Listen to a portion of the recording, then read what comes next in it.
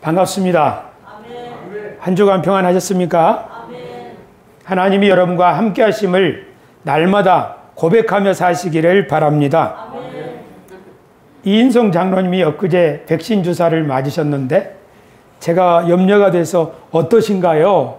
하고 전화를 드렸더니 오늘 아침에 하시는 말씀이 저는 하나님이 함께 하신다는 그 입술의 고백대로 썽썽합니다. 아멘. 하나님께서 함께 하신다고 하는 입술의 고백을 하며 사는 것이 얼마나 우리 삶 가운데 안정감과 든든함, 담대함을 주는지 그것을 늘 경험하고 사신다고 하는 신앙 고백인 줄로 믿습니다. 아멘. 이것이 우리 모두에게 현실이 되고 경험이 되기를 축복합니다. 아멘. 우리 그런 의미에서 다시 한번 인사합시다. 하나님 여러분과 함께 하십니다. 하나님이 지금도 일하고 계십니다. 오늘 설교 제목은 사도행전 40년, 새소망 40년 이런 제목으로 말씀을 나누겠습니다. 앞으로 3주 후면 우리 교회가 설립된 지 40년이 되는 주일입니다. 저는 지난 몇 달 동안 우리 교회에 지나간 역사를 되돌아보았습니다. 사진도 모아보고 서류들도 살펴보면서 지난 40년 동안 우리 교회에 어떤 일이 있었는지, 어떤 사람들이 여기에서 신앙생활을 했는지, 그리고 그분들은 지금 어떻게 살고 있는지 알아보려고 노력하고 있습니다. 40년 세월은 우리가 살고 있는 이 왕십리, 행당동, 금호동, 응봉동 이 지역에 굉장히 큰 변화를 가져왔습니다. 우리가 살고 있는 이 금호동, 행당동, 이 조논골 이 지역은 서울에서 방값이 가장 싼 지역 중에 하나로 알려져 있어서 시골에서 꿈을 가지고 상경한 사람들이 자리를 잡은 터전입니다. 산동네로 올라가는 구비구비 골목골목마다 집들이 빽빽하게 자리를 잡았습니다. 하지만 40년이 지난 지금 이쪽은 다 재개발되어서 아파트가 들어서 있는 단지가 되었기 때문에 이곳이 과연 산동대였는가 하는 것을 우리가 상상해 보기도 어렵습니다. 40년 전 우리 새소망 교회는 1981년 7월 12일 금호동 금북초등학교 앞 작은 지하실에서 시작했습니다. 우리 교회 설립자는 권동준 전도사님입니다. 지금 목사님이시죠. 권동준 목사님은 12년 8개월 동안 우리 교회를 섬기셨고 그때 교인들이 성령 충만함을 받았습니다. 우리 교회 특징은 우리 교회 처음 오는 분들은 교회 와서 눈물을 쏟는다는 것입니다. 웬일인지 교회 와서 기도를 하면 눈물이 쏟아진다는 거죠. 제가 주중에 만났던 강인숙 목사님도 안양에 살다가 서울로 왔는데 우리 교회 처음 오던 날 이 예배당에서 눈물이 그렇게 쏟아지더라는 것이죠. 사실 저도 새소망 교회에 처음 왔을 때 알파수퍼 3층에 저 뒷자리에 앉아서 기도하는데 눈물이 그렇게 쏟아져 가지고 하나님이 한 많은 사람들이 이 새소망 교회에 와서 하나님의 위로와 은혜와 희망을 많이 공급받은 우리 교회였다는 것을 저는 알 수 있었습니다. 1994년 권동준 목사님이 사임을 하시고 2대 목회자로 곽종용 목사님이 오셔서 6년 5개월 동안 사역을 하셨습니다. 1995년 이때에는 이쪽 일대가 재개발되면서 많은 사람들이 지방으로 이사하는 일이 있었습니다. 곽 목사님은 금호 순복음교회와 통합을 하려다가 그게 무산이 되면서 교회를 사임하셨습니다. 그 뒤로 우리 교회에 오신 분은 조종구 목사님입니다. 조종구 목사님은 1년 동안 사역을 하셨는데 부임하신 지 6개월 만에 우리 교회 바로 옆 현수막 공장에서 화재가 발생해서 3사람이 죽고 교회도 그 흐름으로 온통 예배당이 엉망이 되어버린 일이 있었습니다. 그때 우리들은 예배당이 그렇게 불에 그을려지니까 얼마나 심적으로 낙심이 되었는지 모릅니다. 우리들은 예배당을 복구하기 위해서 열심히 공사에 참여도 했고, 조정구 목사님은 70일 동안 강단을 떠나지 않고 교회의 회복을 위해서 기도하셨습니다. 그러다가 11월에 사임을 하셨습니다. 조정구 목사님 이후로 우리 교회 부임하신 분은 이정재 목사님입니다. 이정재 목사님은 거제도에서 목회를 하시다가 서울로 오셨는데, 우리 교회를 새롭게 일으키기 위하여 교회명을 송동 순복음교회로 바꾸면서 새로운 프로그램과 또 젊은 일꾼들, 이런 특별히 알파코스, 이런 사역을 통해서 우리 교회의 부흥을 위해서 열심히 10년 동안 애쓰시다가 사임을 하셨습니다. 그 후에 우리 교회는 후임 목회자를 구하는 것이 매우 어려웠는데, 그러다가 장로교회 출신인 이영호 목사님을 목회자로 모셨고, 그분이 1년 동안 우리 교회에서 사역을 하셨고, 그 이후로 김준엽 목사님이 오셔서 우리 교회를 위해서 헌신하셨는데 2년 동안 열심히 사역을 하셨고, 그리고 그때 특별히 각산타운 우리 교회의 소유 건물을 총회로부터 찾아오는 일에 김준엽 목사님이 예를 쓰셨습니다. 그러다가 2015년 제가 제7대 담임 목사로 우리 교회 부임해서 지금 7년째 섬기고 있습니다. 자료에 의하면 1995년도에 우리 교회 교세는 147명 출석하는 교회였습니다. 아동부 25명, 중고등부 25명, 청년부 17명, 장년부는 79명으로 우리 서류상에 나와 있었습니다. 그런데 우리 교회뿐 아니라 우리가 알고 있는 주변의 교회들도 95년 그 시점에는 대부분 그렇게 성장하는 그런 상황이었습니다. 그러면서 특별히 재개발이 시작되는 그런 지역에 있던 교회들은 교인들이 지방으로 이사가는 그런 일들이 생기면서 교인 숫자가 많이 줄었고, 목회자들이 자주 교체되는 교회의 타격은 더 컸습니다. 그렇게 40년을 오면서 우리 새소망 교회가 어려움이 많았지만 교회를 위하여 눈물 어린 기도와 헌신으로 교회를 지키고자 하는 여러분들의 수고, 그리고 하나님의 은혜 덕분에 우리는 지금 40주년을 우리 앞두고 있습니다. 저는 우리 교회 40년을 되돌아보면서 초대교회 40년과, 그러니까 초대 교회가 처음 탄생했을 때 40년과 우리 교회 40년을 비교해 보았습니다. 교회가 처음 이 땅에 생기게 된 것은 예수님이 승천하신 후에 성령이 오순절날 강림하면서부터입니다. 예수님은 30년에 하늘로 승천하셨습니다. 그러니까 이 땅에 교회가 처음 생긴 것은 지금으로부터 2000년 전 저 예루살렘에서, 그러니까 주후 30년에 오순절 성령 세례를 받은 그 충만한 교우들이 함께 모여서 기도함으로 예루살렘에서 교회가 시작되었습니다. 그로부터 40년 후에 예루살렘은 전쟁으로 말미암아 완전히 무너지고 함락되고 쑥대밭이 되었습니다. 그래서 초대교회 40년 이 기간을 쭉 돌아보면 하나님이 교회를 어떻게 세워가시고 교회를 통해서 무슨 일을 하시는지 그 교회의 모델에 대하여 우리는 살펴볼 수 있습니다. 사도행전에 그 기록이 나와 있는데요. 우리 교회 40년을 간단하게 살펴드린 것처럼 초대교회, 그러니까 최초의 교회 40년을 간단하게 사도행전을 통해서 살펴보면 이와 같습니다. 제일 처음에 교회는 기도로 시작되었습니다. 예수님께서 너희는 예루살렘을 떠나지 말고 하나님이 약속하신 성령을 기다려라. 그래서 교회가 10일 동안 기도할 때 하나님의 약속대로 성령이 임했고, 성령이 임하였을 때 제자들은 마음속에 큰 확신과 감격을 가지고 복음을 전했습니다. 제자들이 이런 확신을 가지게 된 것은 굉장히 큰 깨우침 덕분입니다. 뭘 깨달았느냐? 예수님이 말씀하신 대로 하나님께로 가면 성령을 보내주신다고 했는데, 성령이 우리들에게 임하였으니 지금 예수님이 하나님 보좌 우편에 앉으셔서 이 세상 모든 만국을 다스리시는 만왕의 왕으로 등극하셨구나.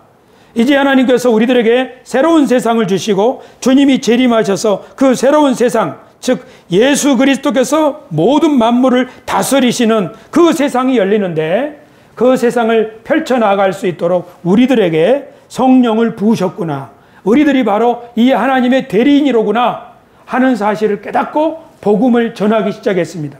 그리고 교회에 모인 사람들은 서로 우리들이 새 이스라엘이고 새 제사장이고 우리들이 하나님이 선택하신 새 아브라함의 자손이라는 그런 자부심을 가지고 마치 가족처럼 끈끈하게 서로를 사랑하고 서로를 섬기면서 그렇게 삶을 살기 시작했습니다. 그랬더니 교회 안에 놀라운 부흥의 역사가 일어났습니다. 믿는 사람들이 많이 드러났습니다. 성경의 기록에 의하면 3,000명씩 세례를 받으러 들어오는 일도 있었습니다. 그런데 교회의 역사를 보면 교회 안에 문제도 있었습니다.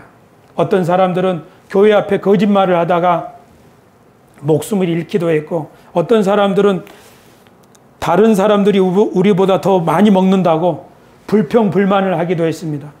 교회가 이렇게 부흥할 때 교회 밖에 있던 어떤 사람들은 예수 그리스도를 탐탁지 않게 여기면서 교회를 박해하고, 공무원들은 교회 지도자를 옥에 가두기도 하고 풀어주기도 했습니다. 그러는 가운데 어떤 사도들은 순교를 당하기도 하고 어떤 집사님은 돌에 맞아 죽기도 했습니다. 하지만 교인은 실망하지 않고 더 열심히 기도하면서 복음을 점점 이웃 마을들로 또 다른 도시들로 전하기 시작했습니다. 그렇게 교회가 점점 성장하기 시작할 10년쯤, 그러니까 최초의 교회가 설립된 지 10년 만에 큰 사건이 생겼는데 그게 바로 사도 바울이 회심한 사건입니다. 원래 사울이었는데 교회를 핍박하고 예수 믿는 사람을 잡아 가두던 사울이 교회 창립 10년 만에 회심을 하게 되었습니다. 사울이 그때로부터 바울이 되어서 복음을 전하기 시작했습니다. 그리고 이방인 로마 장교인 고넬료의 집이 복음을 받아들이고 복음이 널리 확산되면서 예루살렘 교회가 지교회를 세웠는데 그게 바로 안디옥 교회입니다. 안디옥 교회가 세워지게 된 것은 예루살렘에 큰 핍박이 생겼기 때문인데요. 그러니까 핍박의 바람이 예루살렘에 불어서 그 교회의 기둥 같은 스데반 집사를 예루살렘에 있는 사람들이 돌로 쳐 죽이니까, 그리고 믿는 사람들을 잡으러 다니니까 사람들이 예루살렘에 머물지 못하고 사방으로 흩어졌는데요. 그 여러 도시 가운데 안디옥이라는 곳에 믿는 사람들이 다시 모였습니다. 거기서 전에 예루살렘 교회에서 하던 대로 믿는 사람들이 모여 기도하고 떡을 떼고 사도들의 가르침을 받고 이렇게 하다 보니까 안디옥 교회가 놀랍게 성장을 했습니다. 그리고 그 교회가 두 사람을 세워서 복음을 전하도록 했습니다. 그들이 사도 바울과 바나바였습니다. 바울과 바나바는 저 갈라디아, 소아시아 지역으로 복음을 전하고 이방인들에 계속 복음을 전했더니 유대인들 아니고 이방인들도 계속 교회로 모여드는 것입니다. 그러니까 교회 안에 여러 인종이 함께 모이는 그런 굉장히 복잡한 공동체가 된 거지요. 그때 교회 안에 문제는 무엇이었는가 하면 나면서부터 아브라함의 자손이었던 유대인들이 이방인들을 교회로 받아들이는 일이 그들의 마음에 탐탁지 않았습니다. 왜냐하면 우리는 할례를 받았고 저들은 할례가 없고 우리는 율법을 지키고 저들은 율법도 모르는데 우리가 어떻게 함께 할 수 있겠느냐. 우리가 함께 생활하려면 저들을 할례를 받을 수 있게 해야 된다 할 때 복음을 전하던 바울과 바나바는 그래서는 교회가 쪼개질 수밖에 없다. 이 문제를 해결하기 위해서 예루살렘에서 회의가 열렸습니다. 그것이 교회 설립 20년째 되는 해였습니다. 그러니까 초대교회는 계속 성장하면서 방해와 핍박과 순교와 갈등과 그리고 교회가 새로운 사람들을 맞이할 수 있는 그런 체제와 법을 만드는 회의, 이런 것들이 필요했던 것이죠. 그렇게 하면서 교회의 결정문은 뭔가? 비록 우리가 유대인으로 태어났지만 예수 그리스도께서 오셔서 새로운 역사를 우리에게 주셨으니 유대인 이방인 가리지 말고 누구든지 예수님을 믿고 하나님을 섬기고자 하는 사람은 다 교회에 받아들이자. 이렇게 결정을 해가지고 바울은 그 결정문을 가지고 다시 복음을 전하기 시작했는데, 이제는 그리스 지역, 우리가 많이 들어보던 대로 빌립보, 유럽 지역으로 이렇게 복음을 전하기 시작했습니다. 바울이 이렇게 복음을 전할 때 많은 교회들이 세워지기 시작했죠. 그리고 30년 되는 해, 그러니까 교회가 설립된 지 30년 되는 해에 사도 바울이 체포가 되었습니다. 그리고 얼마 안 있다가 베드로도 순교했고 바울도 순교하고 교회에 큰 핍박이 닥쳤습니다. 그 핍박 가운데는 특별히 로마에서 심한 핍박이 있었는데요. 로마에 화재가 발생했을 때 로마라고 하는 고대 도시가 큰 화염에 불타니까 황제 네로가 이 화재는 그리스도인들이 방화를 저질렀기 때문에 일어난 일이다 해서 민심을 그리스도인들, 예수 믿는 사람들에게로 쏟게 하려고 예수 믿는 사람들을 잡아다가 옥에 가두고 경기장에서 이렇게 죽이는 대핍박이 시작되었습니다. 그렇게 해서 그리스도인들은 땅 밑으로 굴을 파고 숨어들었죠. 그 대핍박 가운데 그리스도인들은 자신이 그리스도인이라는 것을 숨기기 위하여 저 물고기 모양으로 서로 은밀하게 표시를 하면서 내가 예수 믿는 사람이라고 하는 것을 비밀리에 소통할 수밖에 없는 상황에 처하게 되었습니다. 예수 믿는 사람의 표시, 저 물고기의 표시는 앞글자만 딴 건데요. 예수 그리스도, 하나님의 아들, 구세주, 이런 뜻입니다. 그러니까 저 예수님이 우리를 구원할 그리스도시요, 예수님은 하나님의 아들이시요, 구세주입니다. 이 믿음을 고백하는 사람들은 다 잡혀 죽어가니까요. 이걸 은밀하게 서로 소통할 수밖에 없었습니다. 그렇게 하다가 AD 70년, 그러니까 예루살렘에 교회가 세워진 지 40년 만에 예루살렘은 로마 군인들의 공격을 받아서 완전히 쑥대밭이 되었습니다. 로마인들이 예루살렘을 공격하기 위해서 여러 번 애를 썼는데 세계 최강 군대인 로마에게 예루살렘이 굴복하지 않는 거예요. 그래서 베스파니아누스 황제가 전쟁에 왔다가 전쟁을 못 끝내고 다시 돌아가면서 그의 아들 티투스에게 네가 이걸 끝내라 하니까 로마 군인들이 예루살렘을 함락할 때는 이미 이 분노가 머리 끝까지 올라가지고 예루살렘이 함락되던 날 많은 사람들이 인정사정 볼 것 없이 죽임을 당하고 포로로 끌려간 사람만 해도 9만 명에 해당한다고 역사책에는 기록되어 있습니다. 예수님이 말씀하시기를 이 성전을 보느냐 돌 하나도 돌 위에 남겨있지 아니하리라, 그렇게 예언한 말씀이 이루어졌던 것이지요. 그러나 어떤 그리스도인들은 예수님의 예언을 기억하고 로마인들이 이 예루살렘을 함락한다고 했으니까 그 때가 되면 우리는 미리 도망을 가자 해서 어떤 교회 신자들은 산속 동굴로 피해서 자신의 목숨과 신앙을 부지하고 보존하는 그런 사람들도 있었다고 합니다. 교우 여러분, 처음 교회가 예루살렘에서 시작되었고 그리고 70년째 되는 그 해에 예루살렘이 완전히 함락되고 무너지고 망가지고 거기에 있는 사람들이 다 흩어져 버리고 말았습니다. 그러면 교회는 어떻게 되었겠습니까? 하나님께서는 예루살렘 교회가 완전히 흩어져 버렸을 때 교회를 어떻게 하셨을까요? 여러분들에게 이 그림을 보여주고 싶습니다. 이게 무슨 꽃이지요? 할미꽃처럼 보이지만은요, 이게 사실은 민들레 꽃입니다. 민들레 꽃은 할미꽃처럼 그렇게 씨를 쫙 피우죠. 그러다가 바람이 불면 저 씨앗이 훨훨 날아갑니다. 이것이 생명을 풍성하게 하시는 하나님의 역사입니다. 예루살렘에 예수 그리스도의 생명이 예루살렘 교회에 뿌려져서 그것에 성령이 임하여 아름다운 꽃이 피었을 때 환란의 바람이 예루살렘에 불어닥쳤습니다. 스데반이 순교를 당하고 기근을 만나고 그리고 전쟁이 예루살렘에 임해서 예루살렘에 있던 교회가 쫙 민들레 씨앗처럼 사방으로 흩어지기 시작했습니다. 그리고 제2의 예루살렘인 안디옥에 교회가 세워지고 제3의 예루살렘인 에베소에 교회가 세워지고 이렇게 해서 사방에 하나님의 교회가 세워졌다는 것을 우리는 알 수 있습니다.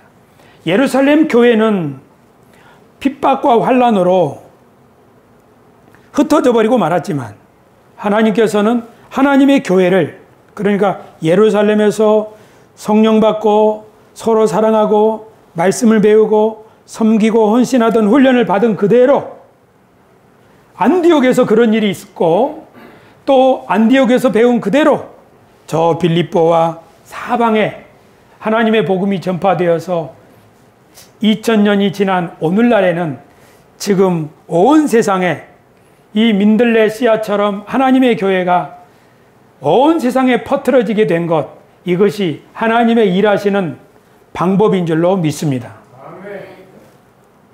저는 우리 교회를 생각해 보았습니다. 우리 교회도 그렇습니다. 우리 교회도 하나님이 금호동에 처음 소수의 사람을 생명처럼 심었습니다. 저는 지나간 목사님들, 제가 3분을 섬겼는데요. 곽정용 목사님, 조정구 목사님, 이정재 목사님, 이분들의 전도사로서 최측근으로 섬겼는데 그분들이 얼마나 목이 터져라 기도했는지, 얼마나 교회를 열심히 헌신하고 섬겼는지 저는 기억하고 있습니다. 그분들만 그랬나요? 그 안에 있는 우리들도 열심히 힘에 지나도록 헌금을 하기도 하고 정말 간절히 기도도 하고 그랬더니 우리 안에서 정말 노란 민들레 꽃처럼 활짝 꽃이 피었고 씨앗이 됐을 때 우리 교회는 하나님의 바람이 불어닥쳤습니다. 때때로 그 바람은 목회자의 교체라는 바람으로 불었고, 때때로 그 바람은 화재라는 바람으로 불었고, 때때로 그 바람은 재개발이라고 하는 바람으로 확 불어닥쳤습니다. 그래서 이쪽 동네에 꿈을 가지고 온 사람들 중에 미처 자리를 잡지 못한 사람들은 다시 경기도나 여주나 원주나 이런 곳으로 이사를 해야 했습니다. 그러니까 그분들은 우리 교회에서 헌신하던 사람들, 은혜 받은 사람들입니다. 그분들이 자기들이 날아간 그곳에서 생명의 씨앗을 품고 교회를 섬기고 또 교회를 세우기도 하고, 어떤 사람은 울진까지 날아가고 어떤 사람은 미국 조지아주까지 날아가서 거기서 신앙의 뿌리를 내리고 있습니다. 하지만 우리 교회를 섬기다가 일찍 주님의 부르심을 받아 승천하신 분, 별세하신 분들도 있습니다. 이용순 권사님, 김남분 권사님, 박동철 집사님, 정봉철 성도님, 조재기 권사님, 이관유 집사님, 그리고 15살에 임마누엘 성가대, 학생 성가대에 앉아있던 김현숙 학생이 주님의 부르심을 받기도 했습니다. 김현숙 학생은 우리 교회 반주자가 되고자 하는 꿈을 가지고 피아노를 배우던 그런 학생입니다. 작년 우리 교회 임직식이 있었는데 이틀 전에는 김춘자 집사님이 주님의 부르심을 받으셨습니다. 우리 교회와 함께 기도하던 우리 믿음의 동지들이 주님의 부르심을 받아서 지금 하늘에서 주님과 함께 있으면서 반짝반짝 빛나는 별처럼 우리들의 길을 비춰주면서 우리들이 길을 잃지 않도록 응원하고 있는 줄로 믿습니다. 우리 교회는 또한 뜨거운 마음을 가진 청년들이 있었습니다. 그 청년들은 우리 주보에 있는 것처럼 회지를 만들기도 하고 무모한 수련회를 가기도 하고 그 뜨거운 마음을 주체하지 못해서 신학교에 가기도 했습니다. 그 중에 어떤 분들은 교회를 개척했습니다. 그분 중에 최철규 청년은 강릉의 포남 순복음 교회를 개척을 했고, 또 이재원 청년은 서울 나눔 교회를, 그리고 배진철 청년은 정읍의 순복음 소리교회를, 그리고 3년 전부터는 인천으로 자리를 옮겨서 일하면서 교회를 운영하고 있습니다. 어떤 우리 교회 출신의 민들레 월시들은 우리가 알지 못하는 어떤 지역에 떨어져서 그곳에서 또 다른 씨앗을, 또 다른 꽃을 피우고 또 다른 열매를 맺고 있다고 저는 확신합니다. 하나님은 이처럼 하나님의 교회를 2000년 전 초대교회도 그렇게 역설하셨고 우리 안에서도 지금 그렇게 일을 하고 계십니다. 저는 우리 교회 40년 자료집을 마련하면서 어떤 분이 이렇게 기도해 주셨는데요. 이 자료집을 통하여 하나님이 하신 일을 잘 나타내고 이 자료집을 통하여 우리 인간들이 한 일들에 대한 철저한 평가가 있어서 우리들이 앞으로 미래를 잘 준비했으면 좋겠습니다 하는 기도를 해주셨는데요. 저는 금년에 우리 교회가 이 일들, 즉 하나님이 하신 일을 잘 살펴보고 또 우리들이 어떻게 과거에 선택을 했고 우리가 앞으로 어떻게 해야 될 것에 대해서 준비를 할 수 있는 올해가 되었으면 합니다. 끝으로 저는 여러분들께, 우리 모든 교우들께 세 가지의 당부를 드리고 싶습니다. 우리가 어떻게 해야 될 것인가. 그 첫 번째 당부는 오늘 우리가 읽었던 말씀인데요. 요한계시록 3장 11절 12절 말씀입니다. 내가 속히 오리니 내가 가진 것을 굳게 잡아 아무도 내 면류관을 빼앗지 못하게 하라. 이기는 자는 내 하나님 성전의 기둥이 되게 하리니 그가 결코 다시 나가지 아니하리라. 내가 하나님의 이름과 하나님의 성 곧 하늘에서 내 하나님께로부터 내려오는 새 예루살렘의 이름과 나의 새 이름을 그의 위에 기록하리라. 아멘. 여러분, 첫 번째 말씀드리고 싶은 것은 여러분, 우리들에게 주신 하나님의 이 상급을 절대로 빼앗기지 맙시다. 아멘. 여러분들은 정말 교회를 위하여 눈물로 기도하고 정말로 헌신을 하면서 여기까지 오셨습니다. 하나님의 뜻에 순종하면서 여기까지 왔습니다. 그러므로 하나님께서 여러분들을 위하여 상급을 예비해 놓고 계신 줄로 믿습니다. 아무도 그 상을 빼앗지 못하게 하도록 그 누구에게도 이 상, 우리가 한 수고는 결코 헛되지 않는다는 사실을 기억하시기를 바랍니다. 때가 되면 하나님이 우리들이 한 수고가 어떤 열매를 맺었는지 그것을 반드시 우리들에게 보여주실 줄로 믿습니다. 할렐루야. 여러분, 학교에 다니면서 상장 받아본 적 있죠? 이 사람은 지난 3개년간 이러이러했으므로 상을 주노라. 상이라고 하는 것은 그 사람이 과거에 행한 일에 대한 보상입니다. 우리 세수만 교회 성도들은 40년 동안 우리 교회를 섬겨오면서 정말로 열심히 헌신하고 충성하셨다는 사실을 기억해 주시기를 바랍니다. 아멘. 그러므로 자책하지 마시고 바울 사도처럼 우리의 달려갈 길을 열심히 달려왔으니 이제 후로 나를 위하여 의의 면류관이 예비되어 있다는 사실을 믿으시기를 축원합니다. 아멘. 두 번째는 지난 40년 동안 달려오면서 무엇이 우리들에게 가장 중요했는가 하는 것을 다시 생각해 보기를 원합니다. 우리는 교회 부흥을 위해서 여러 프로그램도 개발을 해보고 행사들도 열어보았습니다. 그러나 지금 제가 돌이켜 생각해 보니까 우리들에게 가장 소중했던 일은 우리가 서로서로를 돌아보고 챙겨주고 섬기고 봉사하는 일입니다. 주일학교 교사들로 말하자면 아이들 깨우려고 주일 아침에 전화하고 그 집에 대문에 가서 아무개야 일어나거라 하고 손잡고 교회로 데리고 와서 가르치고 또 바래다주고, 토요일날 공휴일날 같은 경우에는 아이들 모아다가 산에도 가고 들에도 가고, 어떻게 우리들의 청춘을 아이들에게 투자했습니다. 선교회나 구역 식구들도 마찬가지지요. 구역이나 선교회에 어려운 일이 있으면은 내가 가서 도와주고 우리 선교회들이 함께 기도해주고 이런 일들이죠. 우리 교회에 어려운 일이 있을 때는 내가 짐을 좀 더 져야겠다. 그런 마음으로 자기가 좀 더 헌신하려고 했던 그 사랑과 섬김, 그것이야말로 우리 교회를 오늘 여기까지 오게 한 가장 소중한 가치, 가장 가치 있는 일이요. 그 일이야말로 주님이 우리들을 칭찬하실 거리라고 저는 생각합니다. 그런데 그 일은 지금도 마찬가지입니다.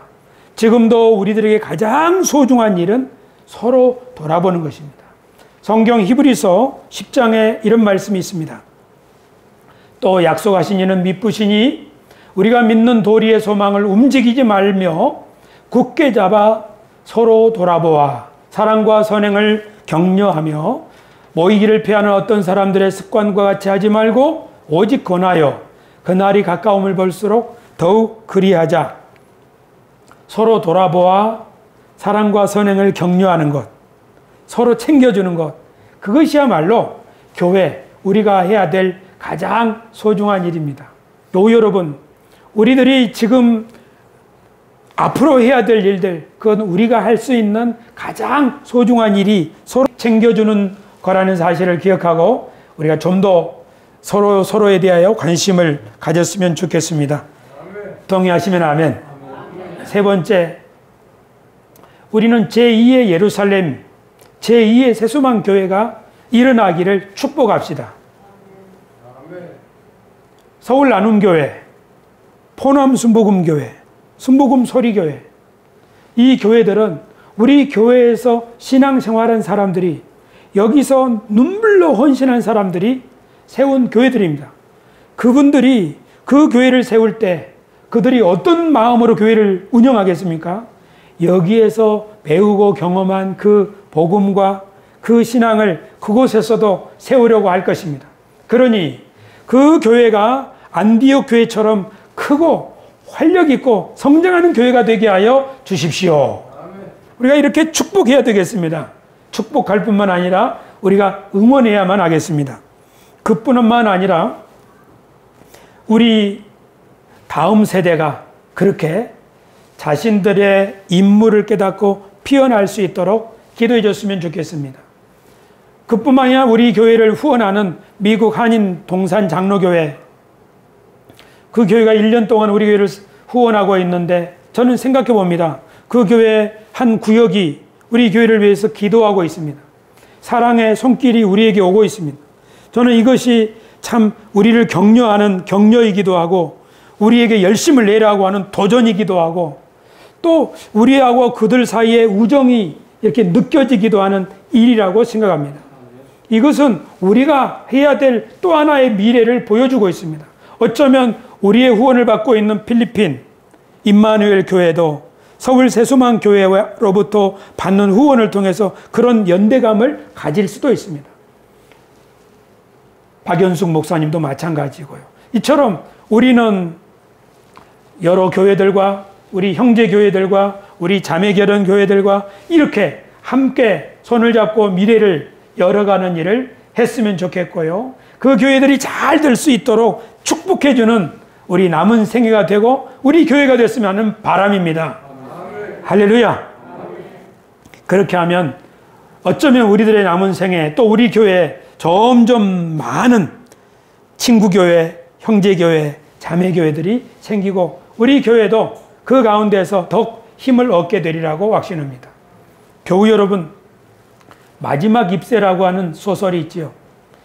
오 헨리의 작품 마지막 입새에 나오는 이 나이가 많은 화가는 죽기 전에 벽에다가 ip새 하나를 그리고 죽었지요. 왜 ip새를 거기다 그렸습니까? 그 이유는 자기 이웃에 있는 한 청년이 결핵으로 죽어가고 있었기 때문입니다. 이 청년의 생각을 보십시오. 이 청년은 밖에 나가지 못하고 저 담쟁이 넝쿨, 그 넝쿨이 하나 둘 떨어지는 것을 보면서 저 이파리가 다 떨어지면 나도 죽겠구나, 이런 생각을 하고 있는 청년입니다. 이 청년에게 그렇지 않다, 너도 살 수 있고 너에게는 미래가 있고 너에게는 희망이 있다, 이것을 심어주기 위하여 그를 격려하고 용기를 북돋아주기 위하여 화가는 그 비오는 날 마지막 잎새를 그리고 자기 목숨을 바쳤습니다. 그 소설의 마지막은 이렇게 되죠. 간밤에 폭풍우가 몰아쳤는데 언니, 이제 그 어젯밤에 있던 마지막 잎새가 다 떨어졌을 거야. 이제 나는 죽겠지. 하고 창문을 열고 커튼을 젖혀서 벽을 바라보는데 웬일입니까? 거기에 잎새가 여전히 있는 거죠.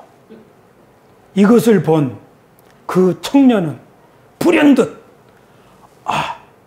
그 모진 비바람에도 잎새는 떨어지지 않았구나. 나도 살아야겠다. 나도 살아야겠다. 나도 살아야겠다. 하고 언니 밥 가져와 하는데 삐뽀 삐뽀 삐뽀 연구차는 저 멀리 가고 있습니다. 우리들의 남은 생애 동안에 해야 할 일은 어쩌면 우리 주저하고 있는 사람들, 생각해 보니까 우리들이 교회에 와서 왜 그렇게 울었던가, 왜 그렇게 눈물로 하나님께 기도했던가, 그것은 우리들의 미래, 우리들의 현실, 그것이 너무 암담했기 때문입니다.